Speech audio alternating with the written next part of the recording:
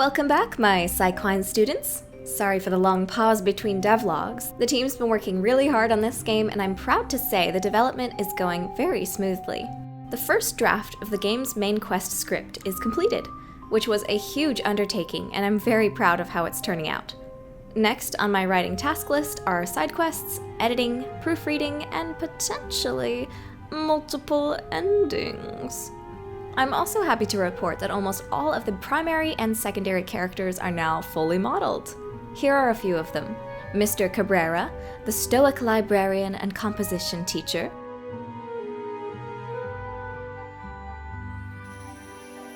Nurse Violet, the sweet young woman who wants to travel the galaxy one day. Mr. Faverge, the irritable math teacher who is despised by his students.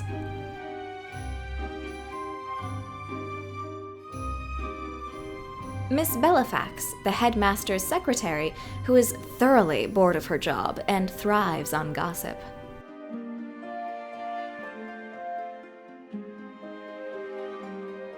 Chapel Keeper Lune, the wife of the chapel's pastor who originates from Northburg.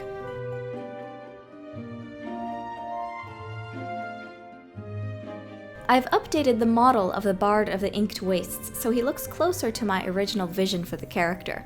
There are several other characters who will be receiving texture and model updates as well.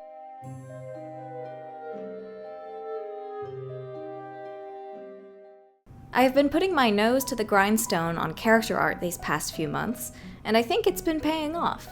Even if they're not fully animated yet, it's so cool seeing these characters standing around the blockout of the school as Judith runs around. Speaking of that blockout, I'll have more to share in future videos. Lots of juicy topics to cover that I won't have time to fit in this one. The main subject of today's video will be creatures. The world of Noiramore has creepies, crawlies, monsters, and mayhem makers, but also cutie patooties. A big part of building a fantasy world is the flora and fauna. Since Earth already explicitly exists in this universe, it doesn't make sense for this to be the kind of fantasy story that has Earth animals. It makes sense for, say, Lord of the Rings, but my story is on an alien world. Thus, I've gotta design a bunch of creatures. Which is honestly a ton of fun and one of my favorite things to do in the Mariposa universe. Plus, I got some amazing help from Cranky Corvid, who's working with the team primarily as an environment artist, but we both like designing critters so much that I couldn't help but to assign her a few. Before I show off the creatures we have for you today, I must lay a few ground rules. As you know, Noivesse is a planet primarily of black and white, and this applies to the creatures as well. Additionally, most creatures have some kind of horn or gemstone growing from their bodies that can connect with the resonetic fields of the planet. Each creature might use their resonetics in a different manner, such as for finding prey or communicating with their own kind. Think of it like how some animals on Earth can use electromagnetic signals to sense things, or talk. After all, the resonetic magic system is based on radio waves, and radio waves are a type of electromagnetic radiation. Okay, with that in mind, on to the creature feature. Whoa, those are some sharp teeth. Cavehounds are some of the most common companions on Noivesse. While wild cavehounds are vicious, bloodthirsty hunters, those that are domesticated are, well, still that, just less so for Psyquine flesh. If you're part of their pack, they will valiantly protect you from any threat, and sometimes bring home dinner. Cavehounds don't have eyes. Their natural habitats are black, dark caverns in the depths of the earth. They see through echolocation and resonetic reverberations through the dirt. So if you're alone, lost in the caves of the deep, and hear an echoing clicking in the distance, well, better hope you don't look too food-shaped to the sound waves that are scanning you. Crikey! This is a crafting table. Is a Kipsin. They're closely related to cavehounds, but are more suited for surface life. Take a gander at that fluffy tail. The whiskers on it are brushed over the ground beneath it as the Kipsin walks. They sense tiny reverberations of little digging critters below. If one is close enough to a tunnel entrance, the Kipsin will leap up and pounce on the emerging prey. Or, if it's close enough to the surface, the Kipsin will dig for it and swiftly snap it up into its jaws. What Kipsin are most known for are their abilities of mimicry. They can echo the telepathic wave transmissions they hear with their second pair of ears. Sometimes they are called secret spillers, due to listening to secret conversations and repeating them. In fact, it was from studying Kipsin that military scientists were first able to create telepathic communication interceptors. Judith Hovern's family crest has a Kipsin on it. As such, Coach Terrera has nicknamed her Little Kip. Next up is the Fluffbat! The Fluffbats. These little guys were the inspiration for Gina's favorite book series. Fluffbats are staple creatures in Noivesse's various cave systems. Their favorite meal is a juicy rodink. Stand ready for my arrival, worm. Their giant eyes help them to see in dark areas, but they tend to rely on their echolocation, just like cave hounds. And this big, beaver-like clawed tail helps grasp onto cave ceilings as well as hold on to prey after swooping down on it. Fluffbats grow super soft alpaca-like wool on their bodies, especially around their neck and tails to keep them warm in cold caverns and winter skies. Throughout the thousands of years of Psyquine history, this wool has been used to make a lot of clothing.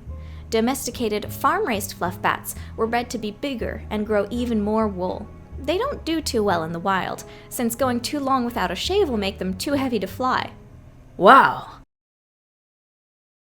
Wait, this isn't that shocking. You guys are still alive. Ah, the Verna, one of Noivesse's most elegant creature. Don't worry, it just does that sometimes. Verna are known for the beautiful jade horns gracing their heads. These horns can emit resonetic lasers.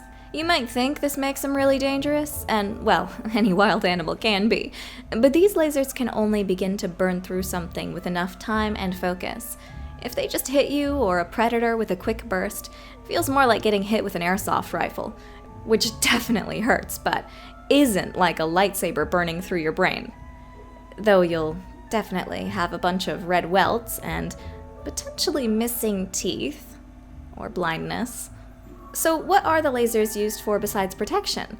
Well, Verna like to feed on the delicious mineral-filled sap at the hearts of various Noivessan trees. With a bit of time, they can use their lasers to cut through tree bark and then lick up the resulting sap. The King of Corveth famously owns thousands of them, which he hunts annually with his party of lords and ladies. It's Blossine time! This cute kitty loves to eat all kinds of bugs. Their blossom-like tails emit sweet scents to attract prey. Plus, they can curl up and disguise themselves as plants if predators are about. They also make for good pets. But, the spikes get filed down or trimmed, of course. The Diamole is a cow-like creature that uses its pickaxe tail and shovel nose to mine in the caves and eat the delicious minerals within. And this guy is a very angry bird. He punches prey really hard. I haven't come up with more yet. This is a Kirgin, a strange flying creature that is often used as a mount in the Inked Wastes. They have strange temperaments and can be difficult to understand.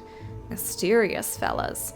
This is a Golem Butler, and that's a Golem Maid, both of which serve the Psyquine of Noiramore Academy with grace and elegance.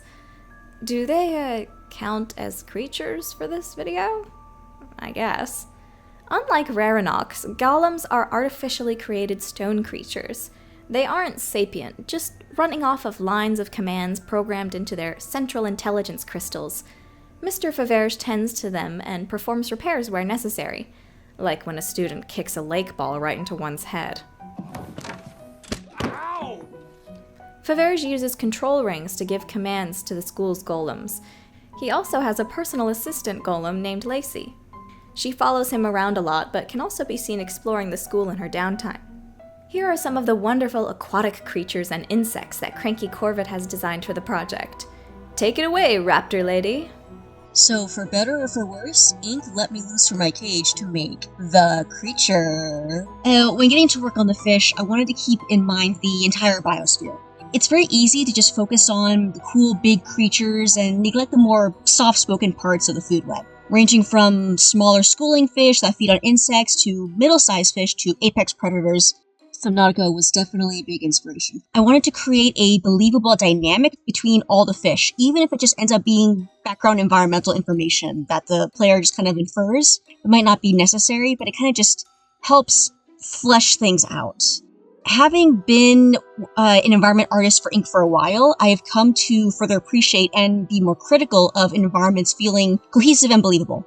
For example, this domestic goldfish is actually an invasive species, and it's based on the real phenomenon of invasive goldfish in the real world, from people releasing their pets. I was also surprisingly rewarded for being divergent with my designs. I ended up designing this sort of otter, mink, jaguar creature that I was sure would be scrapped, but Ink actually loved it. So experimentation in design is worth it. You never know what's actually going to be approved and what's going to end up landing in the project. For the bugs, I was able to create these very nice illustrations that'll be seen in the science classroom. It was really fun to illustrate them. I actually pitched the idea to her and I was basically like, please, please, please, please, please. And she went, oh, all right, well, bet. So I did it and they were really fun and I would be totally down to do more. So with designing those ones, the one that I was actually shocked to see also got approved is the bun bee. I thought that would have been too fantastical, but like the otter creature, she ended up loving it anyway. And both the team and the community are just in love with the little thing. So, here's Ink with the rest of the weather. Thanks, Chicken Woman. So, what are we going to use all these creatures for? Well, for one thing, adding beautiful set dressing and making the world feel more alive. And for petting, of course. But also, school kids love playing games themed after fantastical creatures.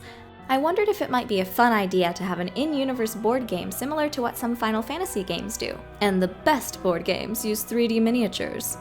So, we've been working on Barrage of Beasts, which will be a core minigame in Noiramore Academy.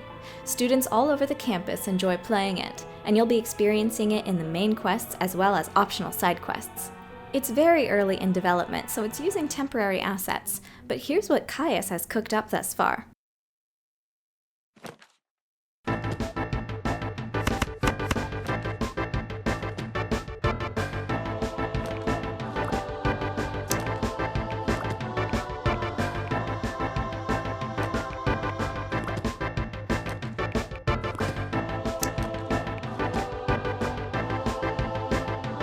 Well, that's all for today's devlog. Got some more exciting stuff to show you next time, so see you then! Oh, and if you want to help support the development of this game, please check out the late pledges for the Kickstarter or support us on Patreon. We're working on a small budget and need all the help we can get from viewers like you. Thank you!